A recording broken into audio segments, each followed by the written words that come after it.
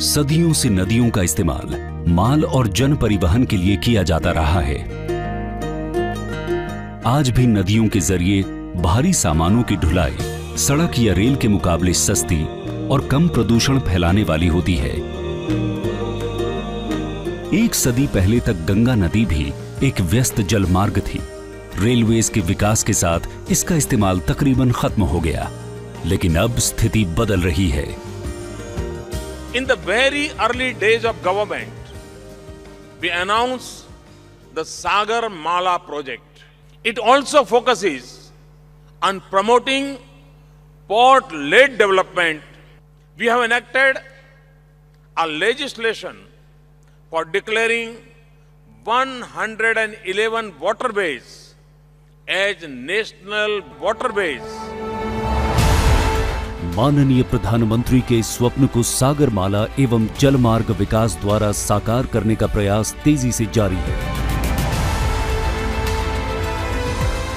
गंगा नदी पर राष्ट्रीय जलमार्ग 1 का विकास इसी प्रयास का हिस्सा है। हालांकि तीर्थराज प्रयाग से हल्दिया तक लगभग 1620 किलोमीटर के हिस्से को सन 1986 में ही राष्ट्रीय जलमार्ग घोषित किया गया, लेकिन इसके विकास की दिशा में कोई खास प्रगति नहीं हो पाई। परंतु वर्तमान सरकार के आने के बाद इस जलमार्ग के विकास के लिए समन्वित प्रयास किए जा रहे हैं। जलमार्ग विकास परियोजना के तहत पहले चरण में राष्ट्रीय जलमार्ग 1 के वाराणसी से हल्दिया तक 1390 किलोमीटर हिस्से को विश्व बैंक के तकनीकी और आर्थिक सहयोग से विकसित किया जा रहा है। इस परियोजना की लागत 5369 करोड़ रुपए है।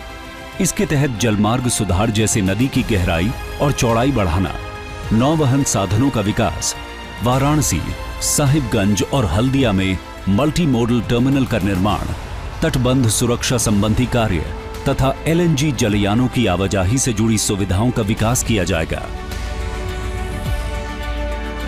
राष्ट्रीय जलमार्ग 1 उत्तर प्रदेश, बिहार, झारखंड और पश्चिम बंगाल को 1720 किलोमीटर लंबे भारत बांग्लादेश के प्रोटोकॉल मार्ग से बांग्लादेश से तो जोड़ेगा ही, साथ ही इन राज्यों को 882 किलोमीटर लंबे राष्ट्रीय जलमार्ग 2 के जरिए उत्तर पूर्वी भारत से भी जोड़ देगा। जलमार्ग 1 के अंतर्गत विभिन्न परियोजनाओं ने आकार लेना शुरू कर दिया है। वाराणसी, साहिबगंज और हल्दिया में मल्टी मॉडल टर्मिनल निर्माण के अलग अलग चरणों में है। साथ ही गाजीपुर और कालू घाट में इंटर मॉडल टर्मिनल बनाए जाएंगे। फरक्का में एक नई नेविगेशन लॉक को भी निर्मित किया जा रहा है। इसके पूरा होने पर माल और जन परिवहन के लिए एक सस्ता और बेहतरीन विकल्प उपलब्ध हो जाएगा। संबंधित राज्यों में व्यापार और रोजगार के नए अवसरों के सृजन होने के साथ परंपरागत ईंधन की कम खपत के कारण पर्यावरण को बेहतर बनाने में भी मदद मिलेगी। प्राकृतिक संसाधन समृद्ध राज्य झारखंड में मल्टी मॉडल टर्मिनल के माध्यम से विकास और रोजगार की दिशा में संभावनाओं के नए द्वार खुलेंगे। इस मल्टी मॉडल टर्मिनल के निर्माण में 467.9 करोड़ रुपयों की लागत आएगी। 2019 में पूरा होने के बाद इस टर्मिनल की क्षमता 24 लाख टन प्रति वर्ष होगी। इस टर्मिनल में 2 जलयानों की बर्थिंग की जगह stockyard, conveyor belt, barge loader समेत सभी आधुनिक सुविधाएं होंगी। ये टर्मिनल झारखंड को बंगाल की खाड़ी के माध्यम से दुनिया से जोड़ देगा। यहाँ से राजमहल, चुपरबीता और हुर्रा खानों का कोयला, स्टोन चिप और निर्माण सामग्रियों जैसे कच्चे माल को बाहर भेजा जा सकेगा। साथ ही खाद, सीमेंट और चीनी भी अब छोटे मालवाहक पोतों से भी राज्य से बाहर जा सकेंगे। साहिबगंज क्षेत्र में मल्टी मॉडल टर्मिनल विकास की नई आशा है, क्योंकि स्थानीय स्तर पर रोजगार के 1.5 लाख नए अवसर पैदा होंगे।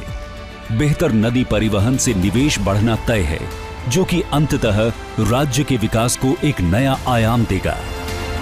साहिबगंज की अनूठी रो व्यवस्था लगभग 120 किलोमीटर की सड़क यात्रा कम करके सड़क पर दबाव कम करने के साथ कार्बन फुटप्रिंट घटाने का काम भी कर रही है।